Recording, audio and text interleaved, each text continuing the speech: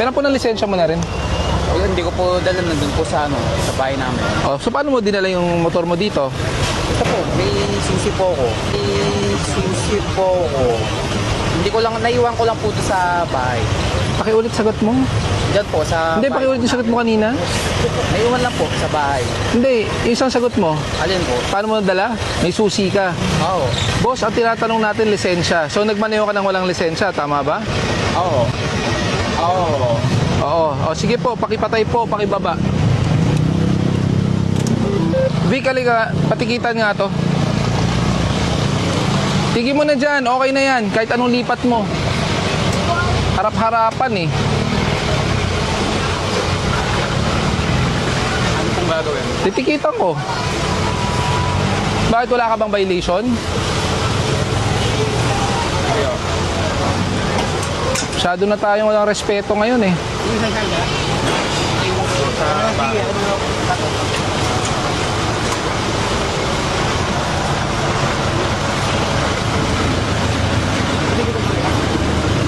Tito Boy, patawag nga ng tow truck. Sa'yo, Dok.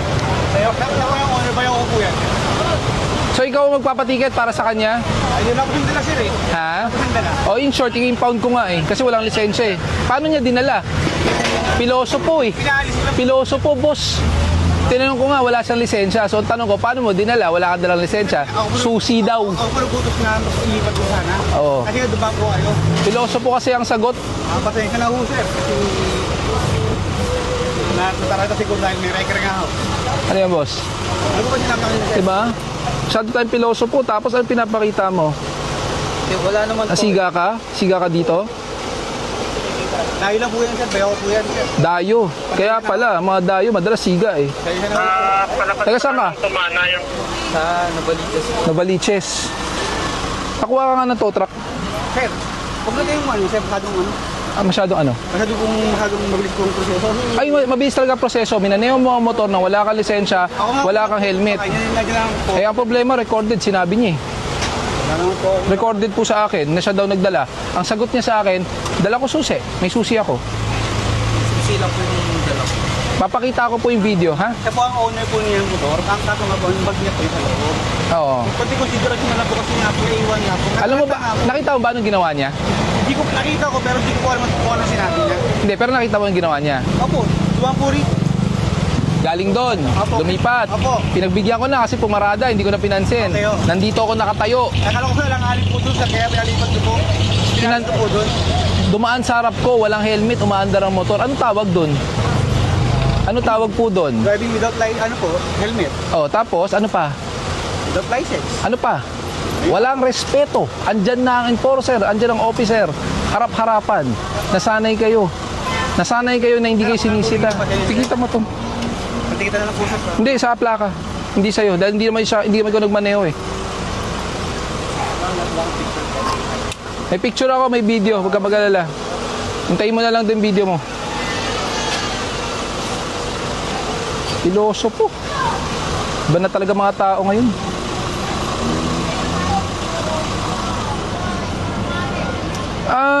Wala ba tayong malolocate na tow truck? Oo, initial violation, no helmet. Kaso yung nagmaneho, walang lisensya. Kaya gusto ko impound eh.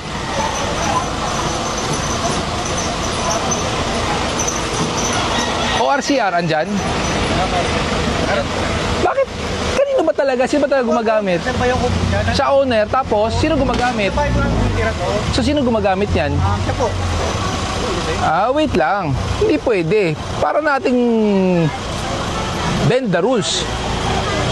Hindi naman pala siya eh. Gusto lang niya magpa-ticket para hindi masalo. Para sasaluhin niya. Ano lang po yung siguro. Wala naman po yung Wala talagang lisensya. ano po sa lisensya? Saan? LTO portal. LTO portal. Hindi ko po dala yung cellphone ko, pero may lisensya po. Yung pakuha sir. Akin ang lisensya mo. Okay. Kunin mo po. Tapos ipaan natin sa LTO. Alam mo anong masamang salta pa nga? Sa sariling bansa natin, binababoy natin ang lugar. binababoy natin Pero sa sarili ibang natin. bansa, Sabi lang, galit, takot na takot tayo. what's good in the other country. Oo. Tapos tayo din natin magawa. Pero dito ang ganda. Nagamit ang gobyerno para i-ayos yan, di ba? Hindi po sir na ako Hindi ako nagpapalo sa'yo, pero lagi Salamat. ako panood. Agi, pati nga. Pero kumuha ng lisensya to. Alam mo bakit? May kapansanan ka po ba? Wala naman po. Pero registered po sa mata ko. Registered sa mata mo. Eh bakit drive only with special equipment for upper lower limb. Drive customized motor vehicle only. Daylight driving only. Hearing aid required. Yun, sa lang po yun. Sa mata ko lang. Oo nga po. Eh bakit kailangan ng special equipment sa paa?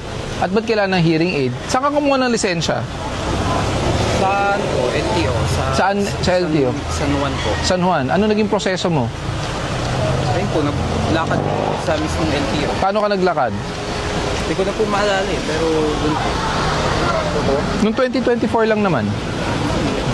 Oo, ayun po. Nagpunta po kami dun. Tapos, Tapos nag-submit po ng mga requirements. anong requirements? Ayun nga po, hindi ko na din po maalala Tagal na po yun. Kayo, sir, Ang lakas ng kutob ko, nilakad lang to eh. Pinalakad lang ang lisensya eh. Wala kang record to sa LTO. ngayon ko lang nakita ko si Sir Gabriel. Pero one of the best. Kasi hindi niya kakayahan ng buong Metro Manila. Lagi niya yung sinasabi, hindi ko kakayahan yung buong Metro Manila.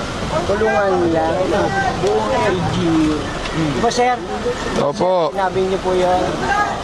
Tulungan lang para tatambahin na sa akin. Hindi po. Hindi kasi Sir ko yun eh. Kayo tayo sa gilid lang. Mainit kasi. Mainit kaya mainit. Stress ba ako sa buhay? Walang emboss eh. Ito yung serial. Pinalakad to. Papacheck ko sa LTO. Alam mo naman, magaling sa LTO.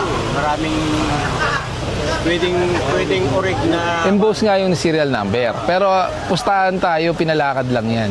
Kaya nga yung conditions niya. Kaya tinatanong ko kung may problema ba yung paa niya. Kasi kung wala, hindi ka naman lalagyan ng special equipment eh. Saka hearing aid eh.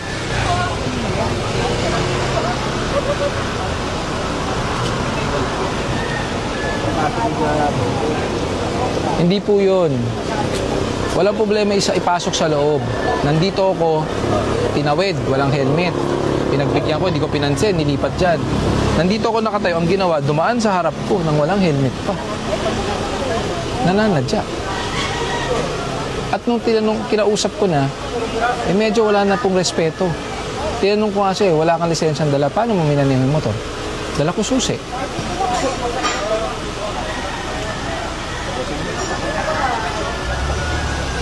Ilagay mo yung lahat ng violation. Yung tama.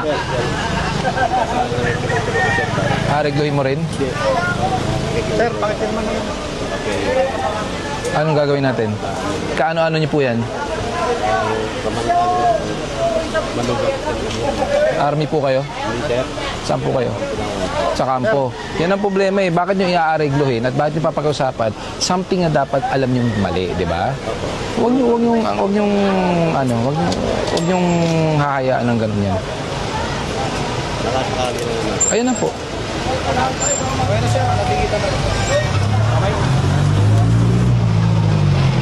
Susunod, matuto tayo rumespeto, ha?